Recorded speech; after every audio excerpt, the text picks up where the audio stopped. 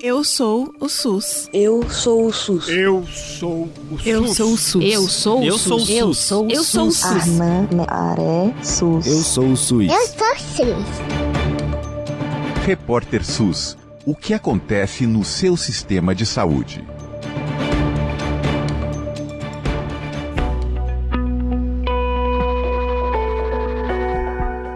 Hoje o nosso repórter SUS vai falar sobre saúde e medicina indígena, porque dia 19 de abril é Dia Nacional dos Povos Indígenas e o Brasil está vivendo um momento muito especial no que diz respeito a esse tema. Pela primeira vez, temos um Ministério dos Povos Indígenas. Pela primeira vez, as políticas direcionadas a esses povos estão sendo realizadas e discutidas institucionalmente por pessoas que fazem parte desses povos. E pela primeira vez, o Brasil discute a possibilidade de incorporar essas tecnologias ancestrais à nossa saúde pública. Dentro do Ministério da Saúde, há uma secretaria específica para cuidar da saúde dos povos indígenas, já historicamente a CESAI. Essa secretaria é responsável por gerenciar o subsistema de atenção à saúde indígena, o SASI-SUS, e conta com 22 mil profissionais da saúde. Hoje, metade desses profissionais e dessas profissionais são indígenas, um momento único para o nosso país. A criação desse subsistema vinculado ao Ministério da Saúde é uma vitória dos movimentos indígenas que contam diretamente com recursos do governo federal enviados para os 34 distritos sanitários especiais indígenas. Uma divisão que não se limita a fronteiras municipais e estaduais. Apesar dessas conquistas, tem muita mudança para ser feita ainda. A Política Nacional de Atenção à Saúde Indígena, por exemplo, está passando por um período de reestruturação.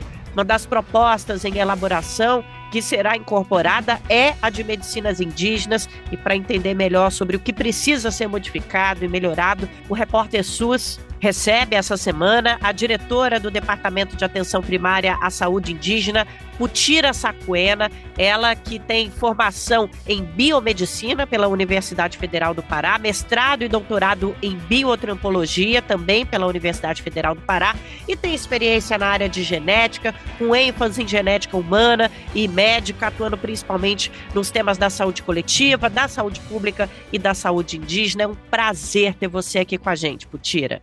Oi, gente, bom dia, muito obrigada, agradecer pelo convite de estar aqui com vocês e falar do nosso SASI-SUS, que é SUS também, que ele não é uma bolinha, ele é um processo de transversalidade dentro do SUS. Vamos lá, então. Eu queria abrir a nossa conversa, Putira, dando um passo atrás e perguntando sobre a importância dessa data 19 de abril no que diz respeito a fortalecimento de políticas públicas para os nossos povos indígenas, especialmente a saúde.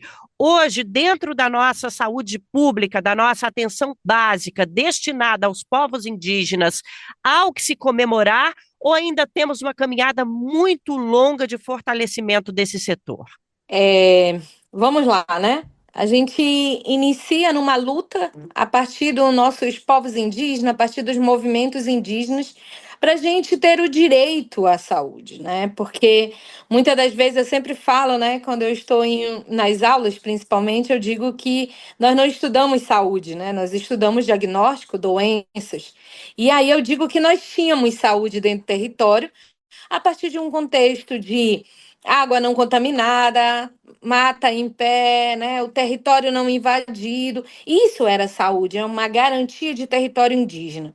A partir disso, a gente percebe que desde a Constituinte, nós estamos, enquanto também um povo de direito, A saúde, ela precisa estar inserida nesse contexto de direito, lá no artigo 231, 232 da nossa Constituinte.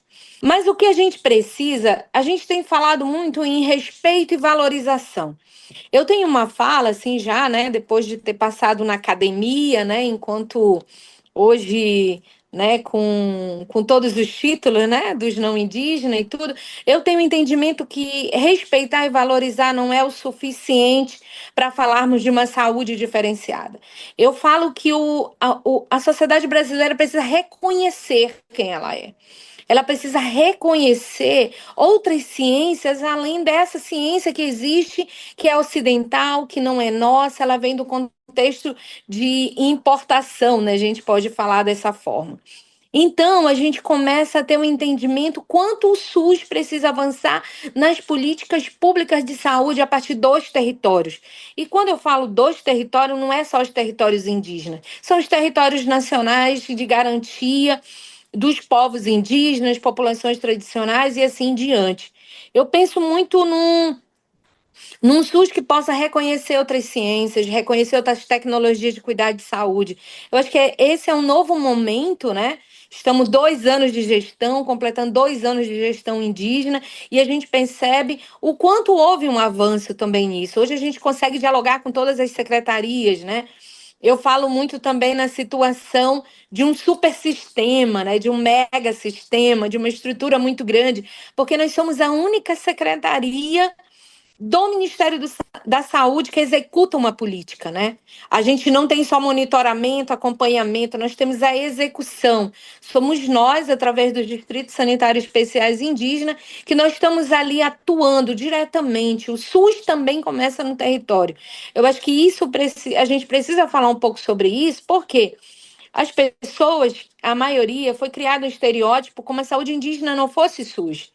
Como a saúde indígena fosse uma bolinha dentro do SUS, ela não é uma bolinha. Se tem uma política de transversalidade dentro do SUS, chama-se saúde indígena. Nós estamos lá no território, o SUS está funcionando lá na aldeia de difícil acesso. O SUS está funcionando onde eu tenho que ir de carro, depois de uma lancha, mas depois eu tenho que ir de canoa. Ou seja, nós somos um super sistema nesse sentido, porque também a gente tem as tecnologias de cuidado de saúde a partir dos nossos e nossas especialistas dentro do território. Então, eu acho que é um momento assim que a gente percebe que a saúde indígena ganha uma visibilidade, né? É uma gestão indígena muito importante, comandada pelo nosso secretário Weber Itapeba, e que a gente precisa avançar muito, precisamos, mas a gente percebe o quanto que já mudou as estruturas, inclusive aqui dentro do Ministério da Saúde em relação à CESAI.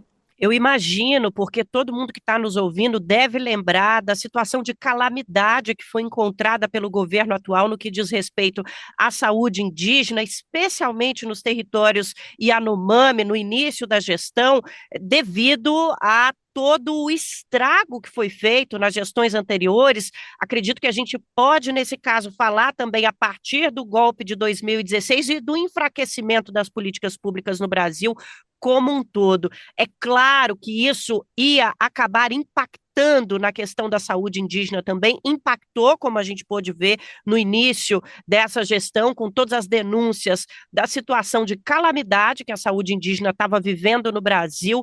E antes da gente falar um pouquinho sobre a revisão da Política Nacional de Atenção à Saúde Indígena, eu queria conversar contigo sobre a superação desse cenário. Hoje, alguns anos depois de a gente ter visto essa situação de calamidade, é possível dizer que esse cenário foi, de certa forma, superado, está encaminhando para a superação? Eu posso te dizer que estamos encaminhando para a superação, né? Mas só que a CESAI não consegue, o Ministério da Saúde também, ele não consegue estar só nesse lugar. A gente tem certeza disso, que precisa ser vencendo, na verdade. Eu acho que essa superação ela está muito relacionada no momento que o nosso presidente chama todos os ministérios e coloca a serviço daquele lugar que foi uma calamidade, né? E aí eu falo de outros lugares também que a gente conseguiu intervir muito bem nesse processo de saúde sanitária, saúde pública, né?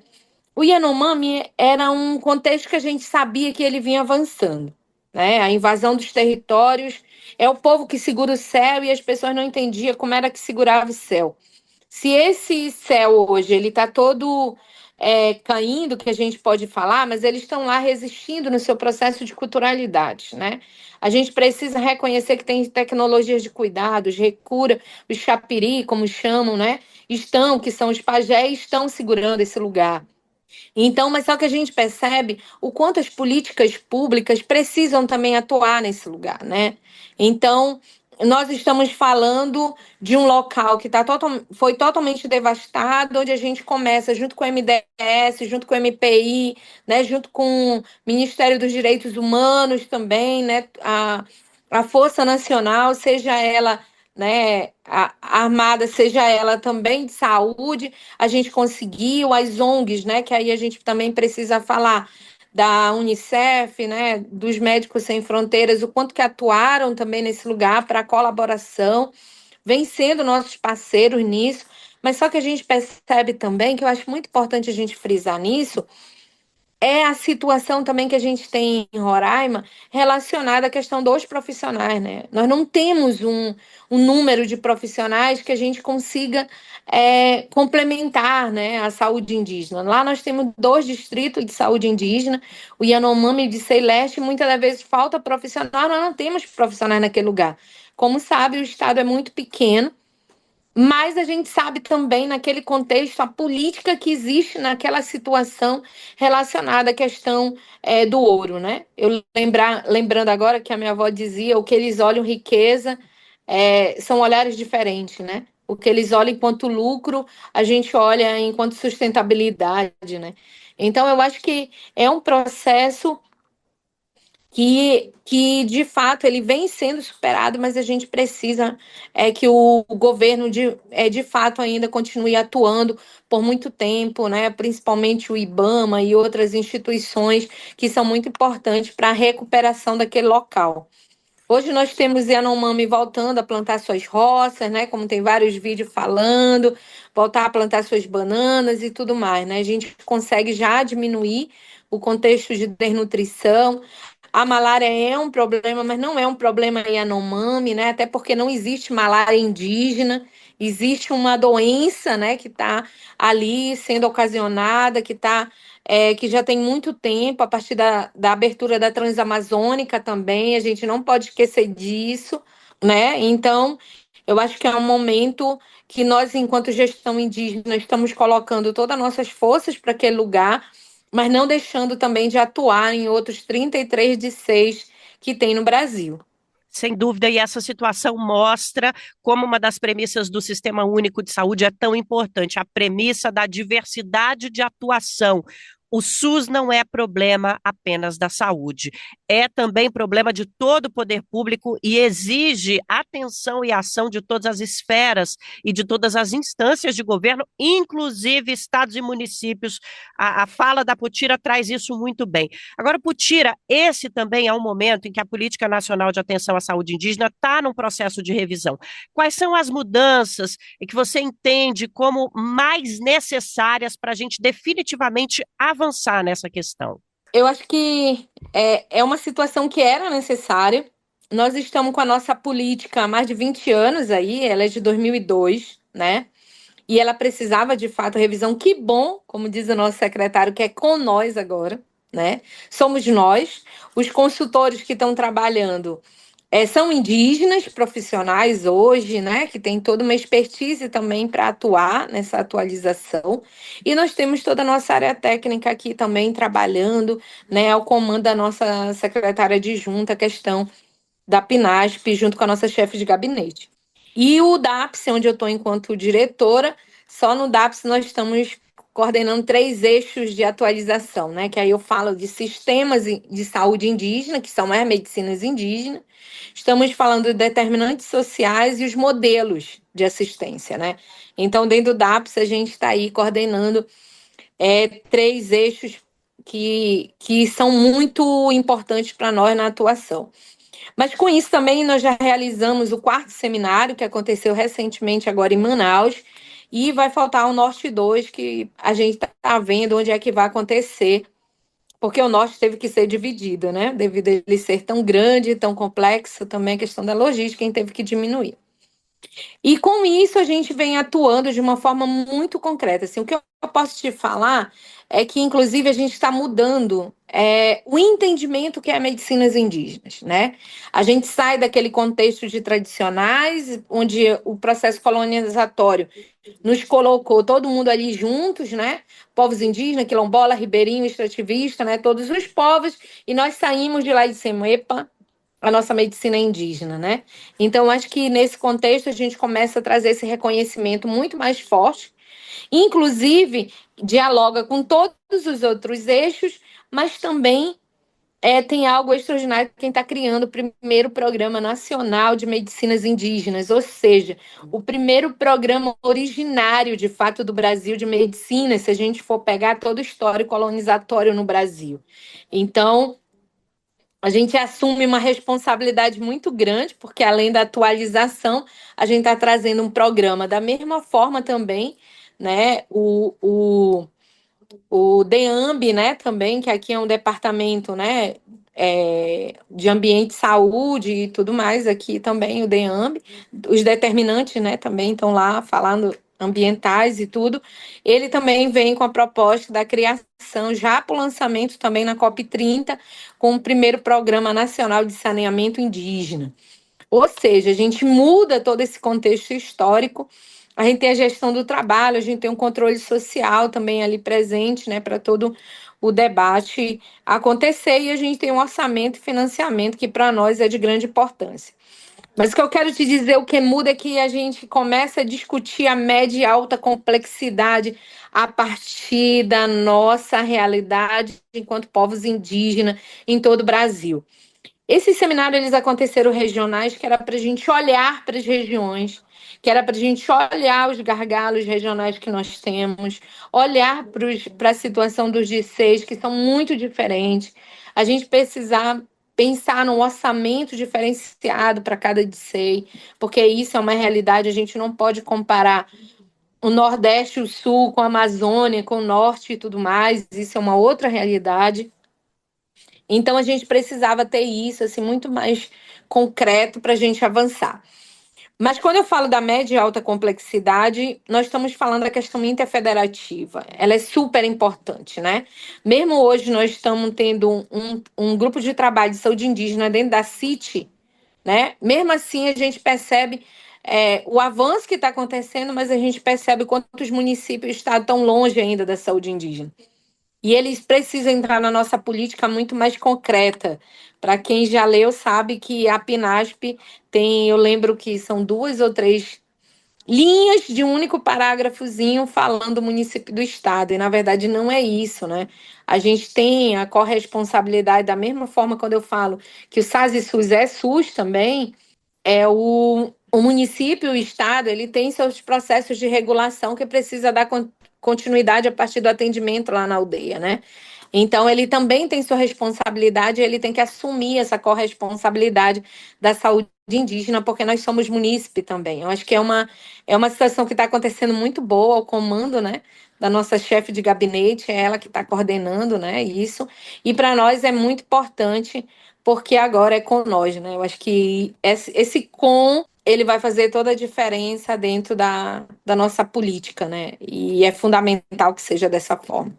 Putira, é um momento muito especial, não só para os povos indígenas brasileiros, mas também para a população brasileira como um todo, porque a gente passa a incorporar na nossa saúde pública, ou pelo menos a gente passa a ter a expectativa de que vamos incorporar na nossa saúde pública tecnologias ancestrais que são efetivas e que a gente pode dizer que são efetivas por causa da prática ancestral, né?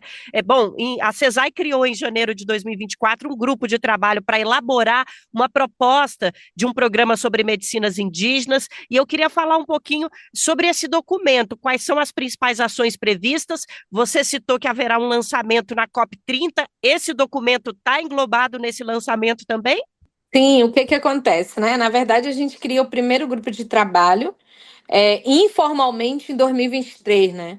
Nós somos um grupo de indígenas, e seja os que já vieram da academia, mas também os nossos especialistas, nossas especialistas do território, e que nós já queríamos ter essa conversa há muito tempo, né? Com a CESAI desde 2010. Mas só que sempre houve um impedimento de dizer que não tínhamos referência sobre isso, né? Será que eles têm medicina mesmo? E com isso a gente teve que estudar, né? Fazer mestrado, pós-doutorado e tudo mais para escrever o que nós temos. Então, em 2023 a gente apresenta esse projeto, né? Uma fala com o nosso secretário Weber, e foi o primeiro secretário na história do Brasil. Aí tinha que ser um indígena, né? Também, né? Que houve a estratégia e de mesmo assim, não, bora organizar isso.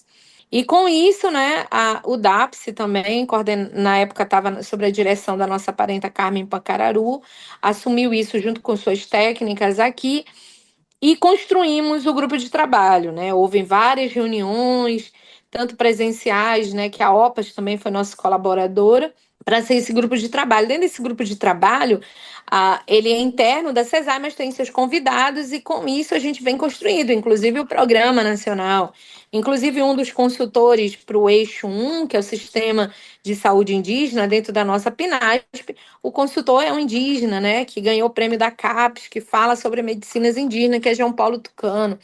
Então, com isso, a gente vem crescendo nesse momento. Mas eu vou te dizer, assim, com todo... E em 2023, nosso secretário ainda levou para o encontro, né, das medicinas tradicionais na Índia um documento já falando que nós estávamos falando de medicinas indígenas. Então, isso reforça.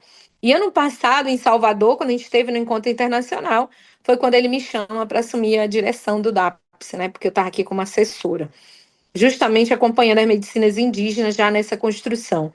E agora a gente está com a previsão de um lançamento do primeiro livro guia de bolso sobre as terminologias a partir das medicinas indígenas. Ou seja, o que é medicinas indígenas, né? Por que nós estamos falando especialista e não pajé? Porque pajé acaba generalizando todo mundo, né? Por que usar a palavra especialista? Porque nós tiramos o tradicional e estamos usando indígena. Então, a gente tem várias palavras. O que é interculturalidade na saúde? Porque a interculturalidade a gente tem um entendimento a partir da educação. Nunca foi construído para a saúde. Então, tudo que a gente usa no contexto de interculturalidade está relacionado à educação e não à saúde. Então, a gente está construindo isso. É uma proposta muito boa para as pessoas conhecerem, mas a gente está naquele sonho assim de o nosso ministro anunciar que agora as medicinas indígenas fazem parte do SUS.